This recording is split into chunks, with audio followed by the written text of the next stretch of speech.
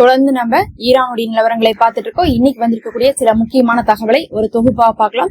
அதுலயும் பாத்தீங்கன்னா ஃபர்ஸ்ட் இன்னைக்கு லெபனானை பத்தி என்ன ஒரு தகவல் இருக்குன்னா, தொடர்ச்சியாக அழிச்சுக்கிட்டே இருக்கிறாங்க, நிறைய சேதம் ஏற்பட்டுருச்சுன்னு சொல்லிட்டு லெபனானுடைய கவர்மெண்டே போர் நிறுத்தத்துக்காக என்ன பண்ணிருக்காங்க, ஐநாட்ட முறையிட்டு இருக்காங்க. ஐநாவும் இன்னைக்கு என்ன பண்ணிருக்காங்கன்னா, இஸ்ரேல்கிட்ட ஏன் லெபனானை அடிச்சுட்டே இருக்கீங்க, எத்தனை இடத்துல தான் அழிப்பீங்கன்னு சொல்லிட்டு ஐநாவும் கண்டனம் தெரிவிச்சிருக்காங்க. ஐநாவுடைய கண்டனம்லாம் ஒரு பேச்சுக்குமே எடுத்துக்க மாட்டாங்கன்னு நமக்கு தெரிஞ்சதாச்சு. இருந்தாலும் இது எதை காட்டுதுன்னா, இன்னும் லெபனான் எந்த அளவுக்கு அழிக்கப்படுது, இஸ்ரேலால பொதுமக்கள் பாதிக்கப்படுறாங்க அப்படிங்கிற விஷயத்தை இன்னைக்கு உலகத்துக்கு காட்டியிருக்கு. அதே சமயத்துல ஈரான் என்ன சொல்லியிருக்காங்கன்னா, முதல்ல அங்க போரை நிறுத்துங்கப்பா, நாங்களும் எவ்வளவோ சொல்றோம், நீங்க கேட்கவே மாட்டேங்கிறீங்க, உங்களுக்கு எங்கள்கிட்ட சமாதானத்துக்கு வரணும்னு ஆசை இருந்தா முதல்ல லெபனானோட போரை நிறுத்துங்க, அதாவது நிறுத்திட்டு வாங்க. ஆர்மோஸை முற்றுகையிட்டு இருக்கீங்க, அதுக்கப்புறம் எங்க மேல பொருளாதார தடையை போட்டிருக்கீங்க, இதெல்லாம் கூட ஒரு பக்கம் இருக்கட்டும், அங்கேயாவது போரை நிறுத்திட்டு எங்கள்கிட்ட பேச்சுக்கு சொல்லிட்டு கூப்பிட்டு ஈரான். ஆனா அமெரிக்கா என்ன சொல்றாங்கன்னா, இந்த பேச்சுவார்த்தை உங்களுக்கும் எங்களுக்குமானது, இது லெபனானுக்கும் இஸ்ரேலுக்குமான விஷயத்தை பத்தி நீங்க பேசக்கூடாது அப்படின்னு இருக்காங்க. ஆக்சுவலா லெபனானுக்கும் இஸ்ரேலுக்குமான பிரச்சனையா இப்ப வரல, லெபனான் ஈரானுக்கு சப்போர்ட் பண்ணி இறங்கினாங்க, அதுக்கப்புறம் தான் இஸ்ரேல் அவங்களை அடிச்சாங்கும் போது எங்களுக்காக தானே வந்தாங்கன்னு சொல்லிட்டு ஈரானும் கேட்டுட்டு இருக்காங்க. ஆனா அமெரிக்கா கண்டிப்பா நாங்க கன்சிடர் பண்ண மாட்டோம் அப்படிங்கறத சொல்லிட்டாங்க. இப்ப லெபனானுடைய விவகாரம் அப்படிங்கிறது தீர்க்க முடியாத அளவுக்கு போயிருச்சு. இஸ்ரேல் நிறுத்துறதுக்கான ஐடியாவே இல்லாமதான் செஞ்சுட்டு இருக்காங்க. சரி, இங்க இப்படி இருக்குதே, முதல்ல ஈரான்லயாவது நிக்குதான்னு கேட்டீங்கன்னா, சும்மா என்ன பண்ணிட்டு இருந்தாங்க, அப்பப்ப ஈரான் சரணடைஞ்சிட்டாங்கன்னு சொன்னாங்க, ஈரான் போதும் எங்களால முடியலன்னு சொன்னாங்க, அதுக்கப்புறம் யுரேனியம் குடுக்குறாங்கன்னு சொல்லிட்டு சொன்னாங்க. இந்த மாதிரி அமெரிக்கா மாத்தி மாத்தி சொன்னாங்களா. ஆனா இப்ப என்ன சொல்றாங்கன்னு கேட்டீங்கன்னா, அவ்வளவுதான், இதெல்லாம் ஒண்ணுத்துக்குமே யூஸ் ஆகாது, அவங்களுடைய ப்ரொபோசல் எல்லாம் சுத்தமா வேஸ்ட், இப்ப கூட 14 ப்ரொபோசல் கொடுத்திருக்காங்க, இதெல்லாம் ஸ்டூபிட் ப்ரொபோசல், இதெல்லாம் எவனாவது போய் நிறைவேற்றுவானா அப்படின்னு சொல்லிட்டு யார் சொல்லியிருக்காங்க, ட்ரம்ப் சொல்லியிருக்காங்க. ட்ரம்ப் ஈரானுடைய எந்த ப்ரொபோசலும் ஏத்துக்க மாட்டேன்ட்டாங்க. அதுக்கு ஊடகங்களை எல்லாம் என்ன பண்ணிருக்காங்க, திட்டிருக்காங்க. நியூஸ் சேனல்லாம் என்னத்த செய்தி போடுறீங்க, எப்ப பார்த்தாலும் ஈரானுக்கு ஆதரவாவேதான் போயிட்டு இருக்கீங்கன்னு சொல்லிட்டு அவங்கள வேற என்ன பண்ணிருக்காங்க, ஸ்டூபிட்னு சொல்லிட்டு திட்டிருக்காரு. இப்படி மாத்தி மாத்தி திட்டிட்டு எங்களுக்கு இதுக்கு மேல பேசணும்னு அவசியமே இல்ல அப்படிங்கிற மாதிரி முடிச்சுட்டாங்க. இப்ப 4 நாளா பாத்தீங்கன்னா பெருசா எதுவும் பேச்சுவார்த்தையில போயிட்டே இருந்தாலும் கூட பாகிஸ்தானை வச்சு போலன்னு சொல்லலாம். ஏன்னா இத்தனை நாளா யார வச்சு போயிட்டு இருந்துச்சு, பாகிஸ்தான் தான் சொல்றாங்க, பாகிஸ்தான் தான் நடுவில் நிக்கிறாங்க, பேசுறாங்க, படைய அனுப்புறாங்க, என்னென்னமோ சொன்னாங்க. இப்ப பாகிஸ்தான அமெரிக்கா என்ன பண்ணுச்சு, கழட்டி விட்டனால இப்ப யாரு பேசுறானே தெரியல. நடுவுல யாராவது ஒருத்தவங்க நிக்கணும் இல்ல, நடுவுலயே யாருமே இல்ல. அப்ப அமெரிக்கா என்ன பண்ணிட்டு இருக்காங்க, இஷ்டத்துக்கு சொல்லிட்டு இருக்காங்க, ஈரானியங்கள்ட்ட அப்படி கேட்டாங்க இப்படி கேட்டாங்கன்ட்டு. முதல்ல பாகிஸ்தான் இருந்த போதே யாரும் நம்ப மாட்டாங்க, இப்ப வேற அமெரிக்கா இப்படி இருக்கறனால இவங்களுக்கு போர் நிறுத்தணுங்கிற ஐடியா விட்டு விலகி வந்துட்டாங்க அப்படிங்கறத ஆய்வாளர்களுடைய கருத்து. அதனாலதான் பாகிஸ்தானே இவங்க கழட்டி விட்டாங்க.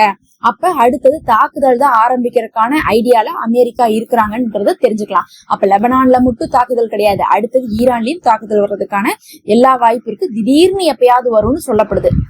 அடுத்து ரொம்ப முக்கியமான விஷயம் அப்படின்னு சொல்லிட்டு பாத்துட்டீங்கன்னா, இன்னைக்கு சவுதி சொல்லியிருக்காங்க, பாகிஸ்தான் கொஞ்சம் நீங்க நடுவுல நின்று என்ன பண்ணுங்க, இந்த போரை கொஞ்சம் நிறுத்தி வச்சிருங்க, இல்லாட்டினா என்ன பண்ணுவாங்க, நாளைக்கு போருன்னு ஒண்ணு ஆரம்பிச்சா எங்களை தான் போட்டு ஈரான் அடிப்பாங்க, உங்களுக்கு தான் தெரியுமே எங்களுடைய நிலைமை அப்படின்னு கேட்டிருக்காங்க.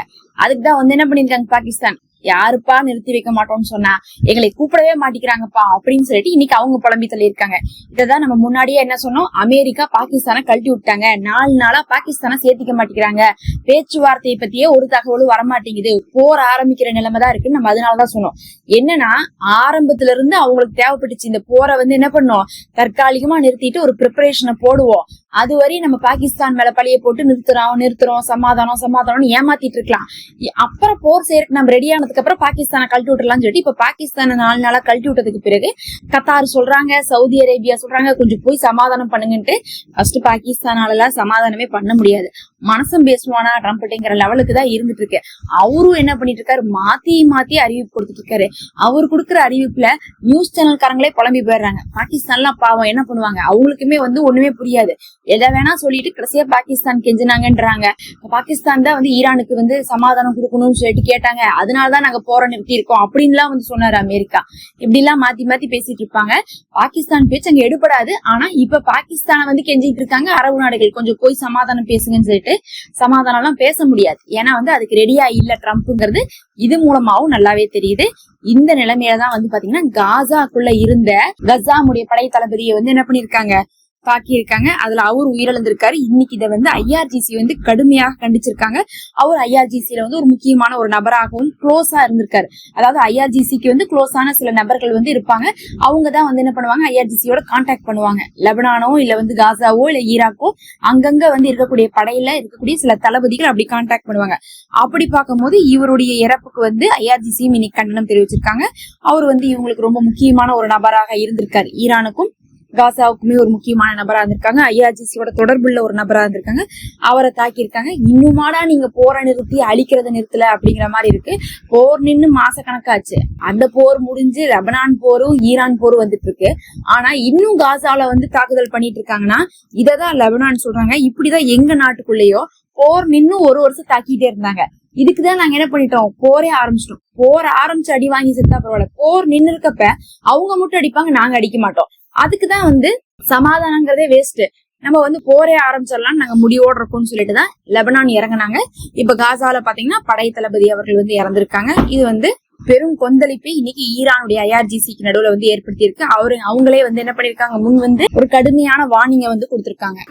அடுத்து ஸ்பெயின் என்ன சொல்லியிருக்காங்கன்னு பாத்தீங்கன்னா, இந்த இஸ்ரேலோடு இருக்கக்கூடிய தொடர்புகளை எல்லாம் நம்ம வந்து துண்டிக்கணும், அவர்களுக்கு எதையுமே வந்து என்ன பண்ணக்கூடாது, ஏற்றுமதி இறக்குமதி எல்லாம் பண்ணக்கூடாதுன்னு சொல்லிட்டு ஸ்பெயின் வந்து என்ன பண்ணிருக்காங்க, முன் வந்திருக்காங்க. அவங்க ஆல்ரெடி சொல்லியிருந்தாங்க. அது இல்லாம மத்த நாடுகளையும் சேர்த்து அவங்க என்ன பண்றாங்க, இஸ்ரேலோட துண்டிங்க அப்படிங்கறதையும் சொல்லிட்டு இருக்காங்க. ஸ்பெயின் வந்து இந்த தடவை ரொம்பவே வந்து இந்த ஈரான் போர்ல எல்லாம் பார்க்கும்போது ரொம்பவே ஒரு சப்போர்ட்டிவா தான் இருந்துட்டு இருக்காங்க. நேரடியா எந்த ஹெல்ப்பும் பண்ணாட்டினாலும் கூட இஸ்ரேலோடு இருக்கக்கூடிய எல்லா விஷயத்தையும் கட் பண்றதன் மூலமாக இஸ்ரேலுக்கு வரக்கூடிய ஆயுதங்கள் கூட அவங்களுடைய கப்பல் வழியாக அவங்களுடைய கடல் வழியாக வர முடியாத ஒரு நிலைமை ஏற்பட்டிருக்கு.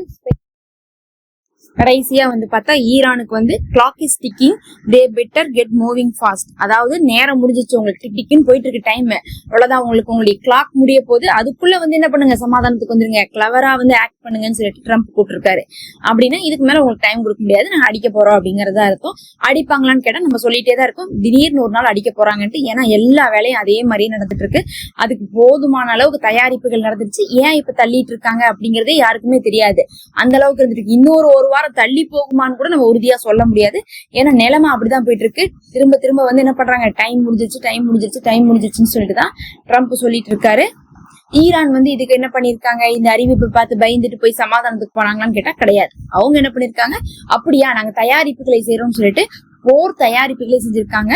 தரைப்படைகளை வந்து இந்த தடவை இறக்கிடலாம் அப்படிங்கக்கூடிய ஐடியால இந்த தடவை ஈரான் வந்து இருந்துட்டு இருக்காங்க. இதெல்லாம் தான் இப்ப வந்து முக்கியமான தகவல். நம்ம அடுத்த ஒரு காணொலியில சந்திப்போம்.